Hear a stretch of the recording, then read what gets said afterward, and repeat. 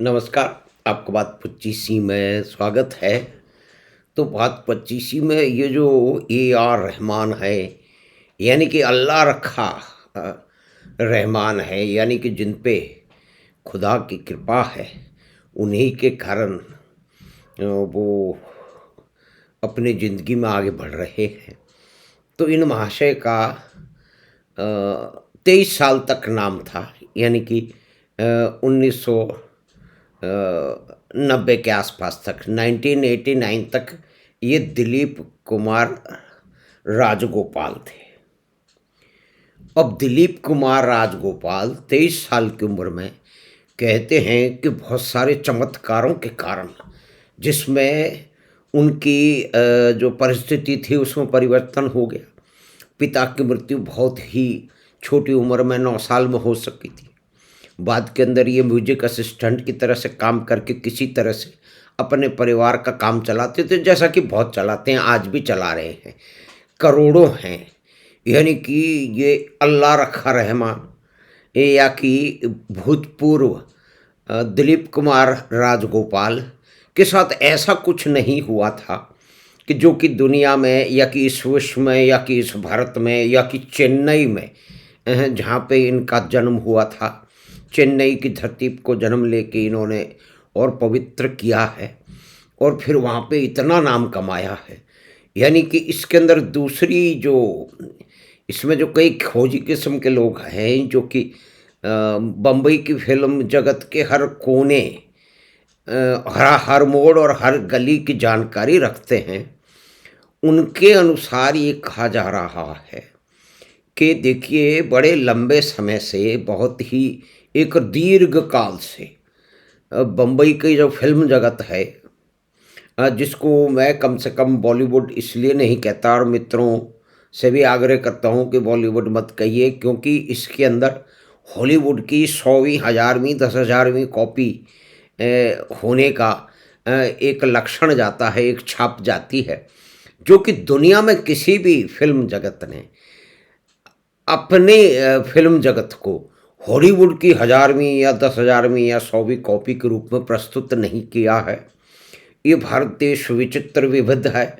इसके अंदर किसी पत्रकार ने इसको जो है वो बॉलीवुड कह दिया और उसके बाद में तो नाम ऐसा चिपक गया कि आज सभी लोग बड़े आराम से हिंदी फ़िल्म जगत को बॉलीवुड, बॉलीवुड करके पुकारते हैं। हाँ, तो साहब आ जाते हैं मोड़ करके अल्लाह रखा रहमान साहब उर्फ भूतपूर्व दिलीप कुमार राजगोपाल पर। तो 89 में तो इन्होंने करभजन किया, बहुत सारे चमत्कार हुए, इनकी माली हालत सुधरने के कुछ आसार और कहते हैं कि इनको कई सपने आए, मतलब कन्वर्जन से पहले, कि हे दिलीप कुमार उठो, अपना जो है वो पंथ बदल लो, धर्म बदल लो, उसके बाद के अंदर तुम्हें जो है सचमुच में शोहरत मिलेगी, दौलत मिलेगी, नाम मिलेगा, वगैरह वगैरह।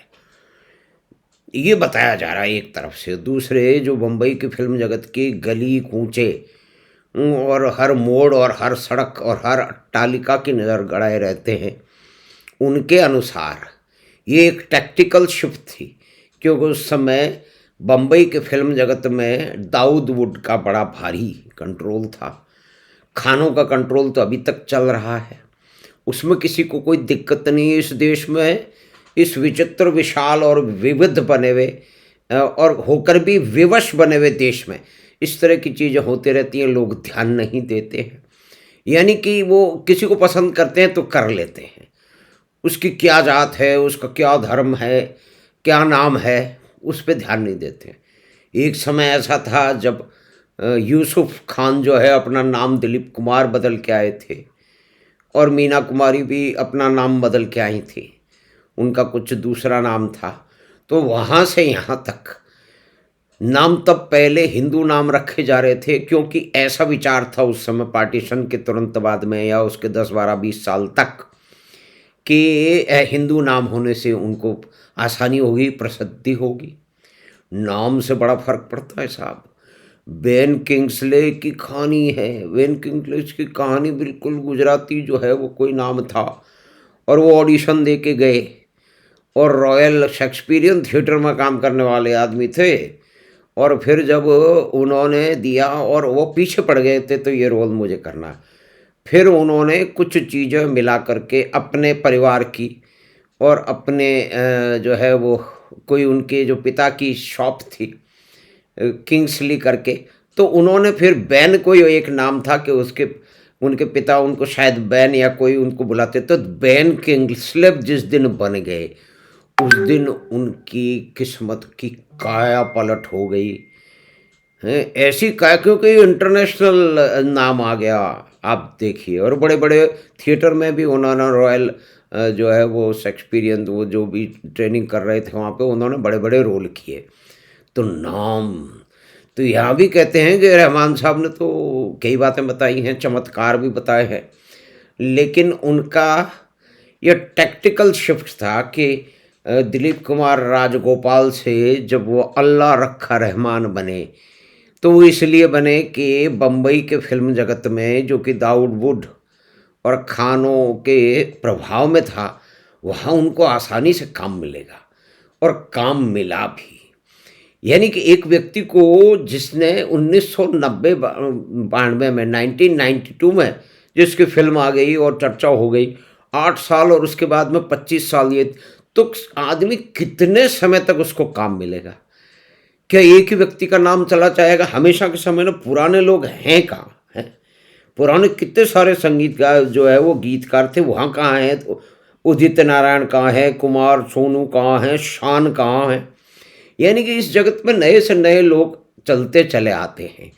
अभी एक फिल्म जो है वो चल रही है धुरंधर, उस धुरंधर का तो एक बहुत ही महत्वपूर्ण और जो उसकी सिग्नेचर ट्यून है, यानी कि वो उसकी कहानी को कहती है, धुरंधर की कहानी को, उसके अंदर तो एक बीकानेर के शमशाद अली ने गाना गाया है। तो उसको क्या जो है वो इसलिए रोल दे दिया गया। यानी कि कई लोगों ने कहा है कि इसमें जावेद अख्तर भी हैं। जावेद अख्तर वैसे किस तरह की आल्टी पल्टी बातें करते रहते हैं वो एक अलग बात है, लेकिन उन्होंने फिर इसमें कहा है कि ये गलत बात है, लेकिन उनसे पूछना चाहिए कि उनके साथ हुआ क्या है।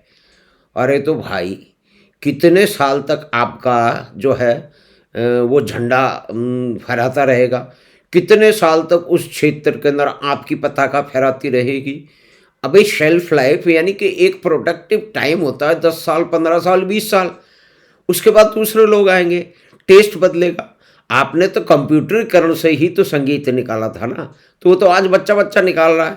ठीक है, राग सुर की आपको जानकारी होगी, वैसे बहुत सारे लोगों को है, लेकिन उनको सिर्फ जानकारी होने से या नाम बदल लेने से या कुछ भी नाम लेने से ना तो वो बेन किंग्सले बन गए और ना वो ए आर रहमान बन गए।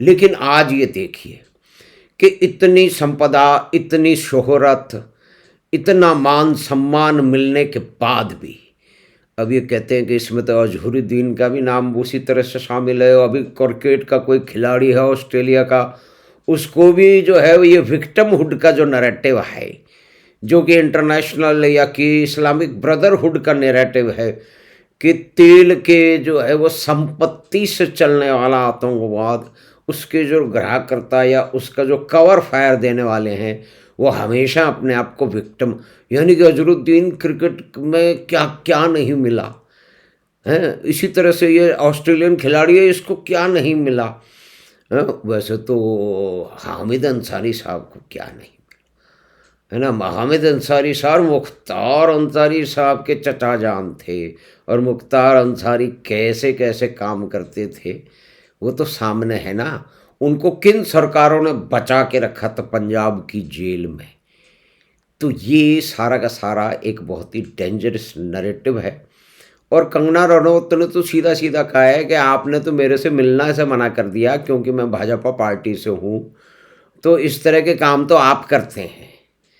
अब आपका टाइम हो नहीं है, बदल चुका, नए लोग आ चुके, वो अपने हिसाब से काम कर रहे हैं। तो क्या इस फिल्म जगत की या हिंदी फिल्म जगत की या भारत की ये मजबूरी है कि आपको लगातार काम देता रहेगा? काम मिलना या नहीं मिलना बहुत सारे उस पर जो है वो बहुत सारी बातों पे निर्भर करता है। आपका जब सिक्का चल रहा था तब तो आप तो कॉपीराइट भी अपने पास रखते थे क्योंकि आपका सिक्का चल रहा था तो लोग जो है वो आपके सामने झुक जाते थे। और बहुत सारे लोग हो गए जो तो मिलते नहीं किसी से थे, इतना अहंकार इनमें आ गया था। और आज ये कह रहे हैं कि मुझे इसलिए काम नहीं मिल रहा क्योंकि सरकारें बदल रही हैं। यानी कि पहले क्या इस आपको इसलिए काम मिल रहा था कि सरकारें दूसरी थी, इसका यही तो अर्थ हुआ ना। अब ये देखिए बहुत ही घटिया किस्म का डेंजरस नैरेटिव है, जिसको शोभा डेमी ने कहा है। शोभा डे तो जानी मानी जो है कहते हैं कि liberal, so called liberal brigade की ही सदस्य रही है। अब ठीक है बहुत सारी चीज़ें उनको दिख रही हैं तो वो ये प्रश्न उठा रही हैं, और जाओ ये डॉक्टर साहब तो उठा ही रहे हैं। और यहाँ पे ऐसे लोगों की कम नहीं है जो उसके 20 साल पहले कह रहे थे कि हमें इस देश में रहने से डर लगता है और आज तक यहीं पड़े हुए हैं। इर्दोगान से मिलने चले गए थे आमिर खान, और शाहरुख खान की तो क्या बात कहें, उन्होंने तो गुंडे बदमाशों पे, अब्दुल रऊफ पे फिल्म बनाई है जिसने अहमदाबाद के अंदर दंगों में जिसकी एक मुख्य भूमिका थी। और इनके तो मकान सजाता है टोनी अशाई, जो JKLF का मेंबर था और चंडीगढ़ के जो है वो आर्किटेक्चर कॉलेज में पढ़ा है। और फिर उसको JKLF और उसके बहुत सारे जो साथी हैं उन्होंने मिलकर उसको बहुत बड़ी तोप बना दिया अमेरिका में। तो एक ये विशेष किस्म की बातें हैं। तो हमें आशा है कि छोटी सी बातचीत आपको पसंद आई होगी, तो आप चैनल बात पच्चीसी को सब्सक्राइब करें, लिंक अपने मित्रों और परिवार के साथ साझा करें। हम आपसे फिर मिलेंगे बात पच्चीसी की अगली बात में। धन्यवाद, नमस्कार।